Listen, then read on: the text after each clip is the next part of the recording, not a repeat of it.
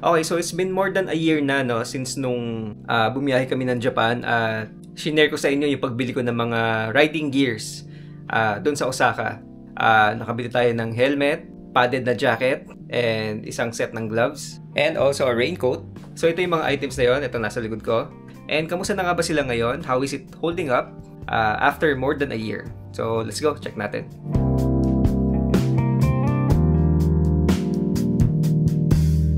Okay, so we were able to purchase itong mga motorcycle riding gears na to sa Up Riders Garage in Osaka, Japan. From what I know ay marami silang branch. I think meron din sa Tokyo ata. And ilalagay ko lang dito yung link sa video kung hindi nyo pa napanood, no? Pero basically, bentahan sila ng mga combination of brand new and surplus parts, riding gears and accessories na pang motorcycle riders. Nakabili rin ako ng sticker sa kanila, no? So, dinikit ko siya sa kotse namin. At pakita ko sa inyo, ito siya. Ayan yung logo ng shop nila. So, if ever mapunta kayo in Japan, guys, I would highly suggest na i-check niyo yung shop na yon. Up Riders Garage or Up Garage, basically. Okay, so let's start with the gloves. So ito yung gloves na hindi to second hand, brand new to. Since again, yun nga, meron sila mga brand new and second hand na gears or accessories doon. So ito yung Iron Gias na gloves. Yeah, so nabili ko to ng, I think, if I'm not mistaken, 3,000 yen more or less. So dito sa atin mga 1,000 something, mga 1 plus gano'n. So ito nga, again, brand new to. And after a year, ito na itsura niya. The most obvious na wear is yun dito sa index finger niya. Ayan, o. Kita nyo, nagluray-luray na siya. So yan ay siguro sa gamit ko din. Kasi sobrang dalas kong gamitin tong gloves na to, guys. Kumbaga kahit mamimili lang ako dyan sa palengke o sa grocery, yung mga ganong simpleng lakad, ito lagi ginagamit ko. Sa kabilang side naman, ganun din. Sa index finger din, doon talaga siya nag-uumpisa na magka-luray-luray, no? Supposedly, ito rin yung portion na pwede mong gamitin pang cellphone. Head west, then turn left. Ayan. So, hindi siya ganun ka-responsive. Kung napapansin niya, no? Nagagalaw niya, pero minsan kasi pag nasa motor ka, no, kailangan yung quick yung response. Ewan ko, ako lang yon. Pero yun nga, hindi na siya ganun ka-okay gamitin pang touch ng cellphone. Aside dito sa index finger, yung ibang parts ay okay naman. Yung kanyang tape na pang-lock, ito sa baba, okay naman siya. At yung mga protective armor niya, kumbaga ito sa knuckle, yun dito sa may palm, okay naman lahat. Ayan, ito sa palm, may logo pa siya ng Iron Gias. Ayun, so ito lang talaga, yung sa index finger lang. Okay, next naman guys is yung Komine na jacket na nabili natin sa Japan. Ito yun. So this one guys is second hand, surplus siya. At ito na ang itsura niya ngayon. Yan. So this is a Komine padded jacket. So may mga padding siya sa loob, sa shoulder, sa chest, sa likod, sa elbow. Ayan, kompleto siya. Pinakita yung nakasulat dito, air vent. Kapag naiinita na kayo, buksan nyo lang yung zipper para pumasok yung hangin habang bumabiyahe kayo. After 1 year, ang naging issue ko dito is yung kanyang magic tape dito sa kamay or dito sa wrist area. Kung makita nyo, meron siyang magic tape dito. Pero wala na yung supposedly na dinidikit mo rito, no, para humigpit siya. Wala na, kumbaga naputol na. Nung nakuha ko to, buo pa yon, magkabila meron sila. Pero ngayon nga, magkabila ay wala na rin, parehas. Natanggal sila. Meron ako isang video, nagamit ko yung Ninja 650. Papunta kami ng Tagaytay. Kung napanood nyo yun, na-capture doon kung saan nalaglag kung saan naputol or kung saan nalaglag yung right side nito. Yung sinasabi ko sa inyo na parang pambahigpit nito. So, pakita ko lang yung clip. Yun, so yung kabila naman, nakita ko siya na naputol, no? Para kasi siyang rubber plastic na medyo marupok na. So yun, naputol siya, natanggal na. And well, eventually, hindi ko na lang tinikit. Since wala na nga yung isa, naiwan na doon sa Tagaytay or sa Greenfield. So yun lang naman, after a year, okay na okay pa rin naman siya. Kumbaga, importante yung mga paddings niya, okay pa. Yung mga zipper, lalo na itong main zipper, itong unahan, okay siya. Wala akong nagiging problema sa zipper na to. Wala pa mga butas, tas-tas, wala mga ganon. Hindi ko matanda kung magkano bili ko rito, guys. Ipa-flash ko lang sa screen. Pero para sa akin, ito yung isa sa mga pinakasulit na nabili ko sa Up Garage. It's really holding well. So if you can imagine, second hand to, no? Hindi ko alam kung gaano katagal o ilang years na ginamit to. Pero ngayon nga, ito sa akin, more than a year na rin siya na madalas ko rin gamitin sa mga long rides. Nung bumiyahe tayo ng kay Biang Tadel. Ewan ko napansin niyo pero suot ko to. Okay na okay pa rin siya. Sulit na sulit pa rin. And pakita ko sa inyo yung loob. Yeah, so on the inside, ito na nga yung mga padding na sinasabi ko sa inyo. Ayan. Ito yung padding para sa likod. Ayan, nandito sila sa loob lahat. Yung mga mesh. At buo pa silang lahat. Walang tas-tas, walang butas nga. Yun nga. So yun lang. Again, aside dun sa na-mention ko rito sa wrist niya, everything is good. Okay na okay pa to. Okay, and finally guys, dito naman tayo sa Shoei full face helmet na nabili natin sa Up Garage.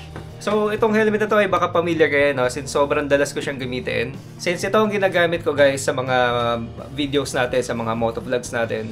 Ay, kung makikita nyo, kinabitan ko na siya nung camera mount dito sa unahan. Marami na rin tama, marami rin gas-gas. Kailangan lang din ng konting linis na. Hindi ko nabibigyan time para linisin. Pero at least nakikita nyo kung ano siya ngayon. Wala akong binago sa kanya aside nga dito sa mount na to. Yung outer shell is para sa akin, yung aside sa aesthetics, doon sa mga dumi at sa gas-gas, para sa akin is still okay. Intact yung shell. Yung visor niya, medyo mahirap buksan. Ito pa rin yung original visor since wala rin akong makitang replacement visor para sa model na to. Ayun. So, kailangan ng effort para mabuksan tong visor. So, ganun siya katigas.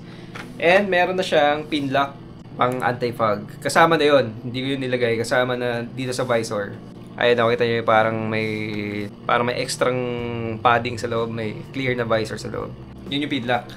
Ang laking tulong nun guys kapag mahamog or kapag umuulan, di ba? Tapos sasara mo yung visor mo. Talaga na nakiklear niya yung fog para sa'yo. So, ang issue ko dito for 1 year is yung padding niya. Actually, yung padding niya nadudurog na. Ayan, ito yung interior, yung loob. Siguro dala na rin ng kalumaan since hindi ko rin alam kung ilang years na to bago ko nabili, no? Ayan, kung makita nyo yung tuktok guys, ayan. Diba yung parts nakita na yung yung shell. So hindi dapat kita yan, may foam pa dapat yan sa loob. Ngayon wala na, tanawon na siya. Since yung nga naglalaglagan, nadurog na yung mga foam niya. Pero yung sa cheeks naman, itong magkabila, kaliwat yung umiipit sa pisngi mo, okay naman siya. Pati rito sa may batok. Okay siya pagdating doon. Pero yun nga, sinasabi ko sa inyo, yung sa tuktok, yung foam na nandyan supposedly, wala na siya. Naubos na. Lumabas na yung logo ng, ayun o, yung, kita nyo ba yung logo ng QS at JIS, or Japan International Standard. At least nakita natin na legit siya, no? Since naglabasan na yun, na talagang sa Japan siya. May JIS logo siya. Pero anyways, it's still functional. And maganda pa rin yung fitting niya sa akin. Yung mga vents niya, gumagana pa, nabubuksan pa yung mga yan. Ayan, ito sa taas. Yung sa baba, hindi ko mapakita kasi nakaharang tong chin mount. Ito sa likod. Okay pa? Up to now guys, ito pa rin ginagamit ko pang motovlog. So even sa mga magiging future videos natin, ito pa rin gagamitin ko. No? Kasi ang komportable niya suotin para sa akin. At yung, kumbaga yung noise, yung outside noise, yung tunog ng tambucho ng motor, nababawasan niya yung tunog, kumbaga na mamafull niya. So, mas nagiging komportable yung biyahe natin. If ever titingin kayo ng Surplus helmet doon guys, I would suggest na bumili kayo ng medyo mas mataas ang presyo compared dito.